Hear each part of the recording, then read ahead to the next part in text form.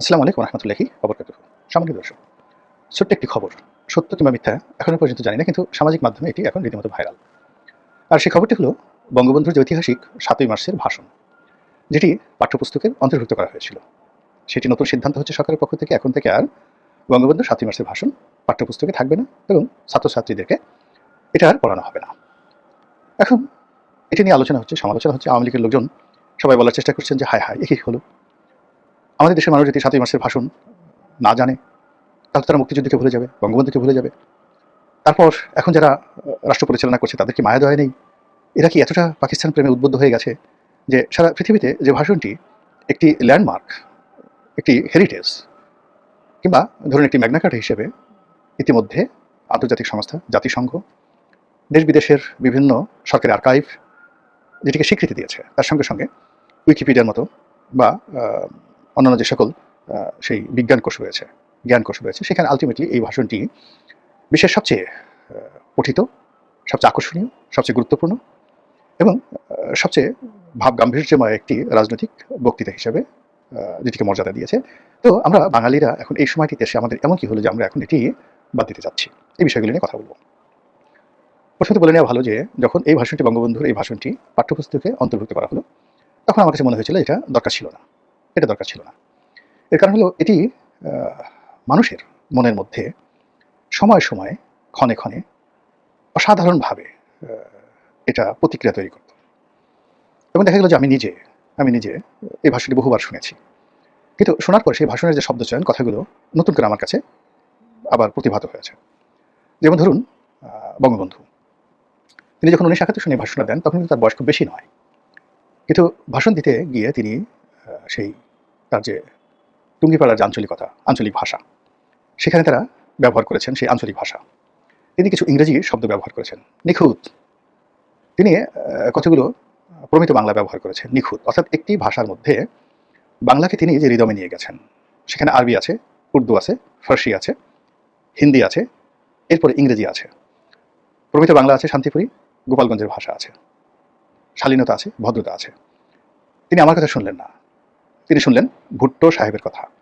তো এই যে তার যে রিদম, তিনি জুলফিকার আলী ভুট্টোকে কিন্তু তুমি তুমি করে কথা বলতেন, এমনকি তার স্ত্রী নুসরাত ভুট্টো, তাকেও তিনি তুমি তুমি করে বলতেন। কিন্তু মঞ্চে উঠে তার যে রাজনীতির যে শালীনতা, তিনি আমার কথা শুনলেন না, তিনি শুনলেন ভুট্টো সাহেবের কথা। আমাদের এই যুগের মানুষ যদি হতো, তাহলে আমরা সবাই বলতাম যে যে ভুট্টো আমার পায়ের কাছে বসে থাকে, সেই ভুট্টোর কথা তুমি শুনলা, তুমি এত খারাপ, এই ধরনের কথাবার্তা। তো সেখানে বুঝতে হবে যে বঙ্গবন্ধুর মর্যাদাটা কোন জায়গাটাতে, তার শিক্ষা, তার দীক্ষা, তার ধীশক্তি কোন পর্যায়ে। কথা বলতে বলতে তিনি একটা সময় বলে ফেললেন, মনে রাখবা। মানে সমস্ত জাতিকে, 7.5 কোটি বাঙালিকে তিনি উদ্দেশ্য করে তুমি করে বললেন, মনে রাখবা। একটা মানুষ নিজেকে এই পর্যায়ে তখনই নেয় যখন সে সবার অভিভাবক হিসেবে নিজেকে মনে করে, আমি সবার অভিভাবক, আমি সবার দায়িত্ব গ্রহণ করলাম, নিজের ঘাড়ে আমি দায়িত্বগুলো তুলে নিলাম। এই জিনিসগুলো যখন তার মধ্যে একটা আত্মোপলব্ধি আসে এবং তার যখন বিশ্বাস হয় যে আমি আসলে সত্যিকার অর্থেই পিতা, সত্যিকার অর্থে মুরব্বী, তখন সে এরকম তার ভিতরে একটা টোন আসে। আপনি বঙ্গবন্ধু সেই টোনটা খুঁজে দেখবেন, মনে রাখবা, রক্ত যখন দিয়েছি, রক্ত আরও দেব, এই দেশকে মুক্ত করে ছাড়বো ইনশাল্লাহ। এ ধরনের যে একটা ল্যাঙ্গুয়েজ, এখানে তার যে সুর, তাল, লয়, সারে গা মা পা ধা নি সা, এটা যদি আপনাকে বুঝতে হয়, তাহলে আপনাকে বিসমিল্লাহ খানের সানাই বুঝতে হবে, আপনাকে পণ্ডিত রবিশঙ্করের সিতার বুঝতে হবে, আল্লাহ রাখা খান জাকির হোসেন খানের তবলার আপনাকে বুঝতে হবে, উদয় শঙ্করের নৃত্য আপনাকে বুঝতে হবে, বিরজু মহারাজ তার নৃত্য আপনাকে বুঝতে হবে, যে এই রিদমটা কখন কিভাবে একটা মানুষের কণ্ঠে আসে। এখানে রাতারাতি আপনি এই ধরনের কথা বলতে পারবেন না। 100 বছর রেওয়াজ করে চেষ্টা করলেও আপনি কথাগুলো বলতে পারবেন না, যতক্ষণ না পর্যন্ত আপনার ভিতরে যেভাবে একটা সিংহ বা বাঘের মধ্যে একটা কিংশিপ আসে যে আমি এই বনের রাজা, তখন সে যে হুঙ্কার দেয়। যখন আপনি নিজে মনে করছেন যে আমি অভিভাবক, আমি জাতির পিতা, আমি ছাড়া এই কাজ আর কেউ করতে পারবে না, তখনই তার মধ্যে এই কর্তৃত্বটা চলে আসে। 1000 বছরের বাংলাদেশে কেউ তো বলতে পারো না এই কথা, মনে রাখবা, রক্ত যখন দিয়েছে আরো রক্ত দেবো। এত নেতা আসলো, এত নেতা গেল, এত রাজা আসলো, এত বাদশা গেল, এভাবে কেউ একটা কথা বলতে পেরেছে বলেন তো? ওনার এই কথাটা কিভাবে তিনি বললেন, এটা বহুবার শুনেছি, কিন্তু এই চিন্তাটা সবসময় আসেনি। তো এটা নিয়ে কিয়ামত পর্যন্ত এই ভাষা নিয়ে, এই যে তার ভাষণ নিয়ে, তার অভিব্যক্তি নিয়ে গবেষণা হতে থাকবে। এই ভাষণ কি করে আসলো? এটা তো লিখিত কোনো ভাষণ ছিল না, একটি শব্দ সেখানে বাদ যায়নি।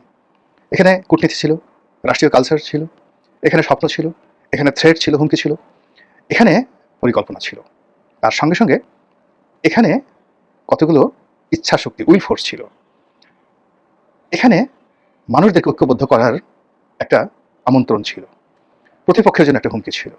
সব মিলিয়ে এই যে তার যে বক্তব্য, তোমাদেরকে ভাতে মারবো, তোমাদেরকে পানিতে মারবো, তোমরা আমার ভাই। দেখেন তো মিলান তো, আগের দুটো শব্দের সঙ্গে তোমরা আমার ভাই, একটা এসে রিদমটা কিভাবে থামলো। তিনি কাকে ভাতে মারতে চাইলেন, পানিতে মারতে চাইলেন, আবার সঙ্গে সঙ্গে তিনি রিদম চেঞ্জ করে বলেন তোমরা আমার ভাই। এই সমস্ত বিষয় কোনো শিশুতোষ বিষয় নয়। এই সমস্ত বিষয় এরকম কোনো কবিতা নয়, পাঠে আমার মন বসে না কাঁঠাল চাপার গন্ধে। বঙ্গবন্ধুর ভাষণ এরকম কিছু নয় যে ওই দেখা যায় তাল গাছ, ওই আমাদের গা, ওইখানেতে বাস করে কানাভোগীর ছা, বা এটা এরকম কোনো সহজ সরল কথা নয় যে আমাদের ছোট নদী চলে বাঁকে বাঁকে, বৈশাখ মাসে তার হাঁটু জল থাকে, অথবা ওই যে গাছের কথা, মানে তোমার কথা গাছের পাতা নড়ে চড়ে, বন্ধুর কথা মনে পড়ে, এই ধরনের কবিতা নয়। এই রাজনৈতিক কবিতা, এই রাজনৈতিক কবিতা আপনাকে বুঝতে হবে। এই কবিতা শিক্ষা দেওয়া হয়েছিল সেই আলেকজান্ডারকে, তিনি শিখেছিলেন। ফলে মাত্র 40,000 সৈন্য নিয়ে 3.5 লাখ পার্সিয়ান সৈন্যের সামনে তিনি দাঁড়াতে পেরেছিলেন এবং তার সেই 20-40,000 সৈন্যদেরকে তিনি উদ্বুদ্ধ করতে পেরেছিলেন যুদ্ধের ময়দানে। এই কবিতা শিখেছিলেন জুলিয়াস সিজার। ফলে যখন ডাকাতরা তাকে ধরে নিয়ে গেল, পাইরেটসরা ধরে নিয়ে গেল, এবং তার সামনে যখন পাইরেটসরা বুঝতে পারল যে তিনি খুব অভিজাত এবং ধনী পরিবারের সন্তান, তখন সেই জলদস্যুরা তার পরিবারের কাছে তার মুক্তিপণ দাবি করলো, ধরুন 1000 স্বর্ণমুদ্রা। তখন সেই জুলিয়াস সিজার বললেন যে তোমরা তো আমাকে মূল্যায়ন করতে পারোনি, আমার মূল্য 1000 স্বর্ণমুদ্রা নয়, আরো অনেক অনেক বেশি, অনেক অনেক বেশি। তোমরা এত মুদ্রা চাও, এটাই তোমরা পেয়ে যাবে। এবং ঠিকই সেই মুদ্রা দিয়ে তার পরিবার তাকে সেখান থেকে রক্ষা করলো, এবং এর অল্প কিছুদিন পর তিনি আবার সেই জলদস্যুদেরকে আক্রমণ করে তাদের সকল সেই ধন সম্পত্তি নিয়ে আবার উদ্ধার করে নিয়ে আসলেন, সেই সহ। এটা কবিতা।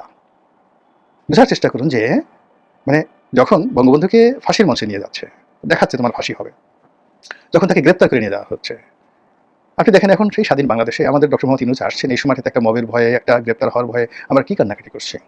আর বঙ্গবন্ধুকে গ্রেপ্তার করে এখান থেকে পুরো পশ্চিম পাকিস্তানে নিয়ে যাচ্ছে এবং এখানে সারা বাংলাদেশে যুদ্ধ হয়ে যাচ্ছে। আপনার কি মনে হয় এটা খুব সাধারণ জিনিস ঘটনা?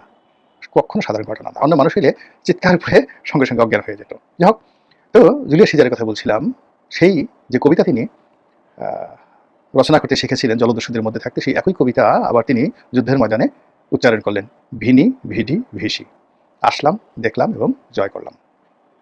তো কাজী এই যে বঙ্গবন্ধুর একটা ভাষণ, 7ই মার্চের ভাষণ, মুক্তিযুদ্ধে তার নেতৃত্ব দেওয়া, আগরতলা ষড়যন্ত্র মামলার আসামি হওয়া, এবার সেই ষড়যন্ত্র করা, পুরো যে বিষয়গুলো, সেই বিষয়গুলো ঢাকা বিশ্ববিদ্যালয়ে গবেষণা হতে পারে, অক্সফোর্ডে গবেষণা হতে পারে, হার্ভার্ড কেমব্রিজে গবেষণার বিষয়বস্তু হতে পারে, 3, 4, 5 ছেলে মেয়েদের মুখস্থ করার বিষয় হতে পারে না। এক কাজী এই যে যারা বালখিল্য অতীতে করেছেন, তাদের সেই বালখিল্যর সেই জবাবে এখন যারা আবার এটা পাঠ্যপুস্তক থেকে বাদ দিচ্ছেন, এটা আরেকটা বালখিল্য। এতে এই ভাষণের ঘোড়ার ডিম কিছুই হবে না। এই ভাষণের মর্যাদা বাড়তি থাকবে, গ্রহণযোগ্যতা বাড়তি থাকবে। এর কারণ হলো বাইরে এরকম ভাষণ হয়নি জীবনে কখনো, কেউ দেয়নি এরকম ভাষণ কখনো, আর আগামীতে এরকম ভাষণ কেউ দেবেও না। কাজে it's a masterpiece, it's a unique combination of human psychology, body and mind, human desire and space of freedom. এটা সবাই পারে না, যে বঙ্গবন্ধু পেরেছেন। কাজেই 7ই মার্চের সেই যে ভাষণ, দিন যত যাবে এটির গুরুত্ব বাড়বে। আমি এই ভাষণ বহুবার শুনেছি, 73-এ শুনেছি, 74-এ শুনেছি, 75-এ শুনেছি, 76-এ শুনেছি।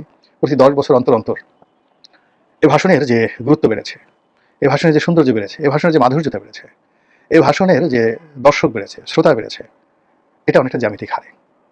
এর সঙ্গে বাংলাদেশের আর কোনো কিছুর তুলনা করা যাবে না। মহান আল্লাহ আমাদের সবাইকে হেদায়েত দান করুন এবং হেফাজত করুন। আসসালামু আলাইকুম ওয়া রাহমাতুল্লাহি ওয়া বারাকাতুহু।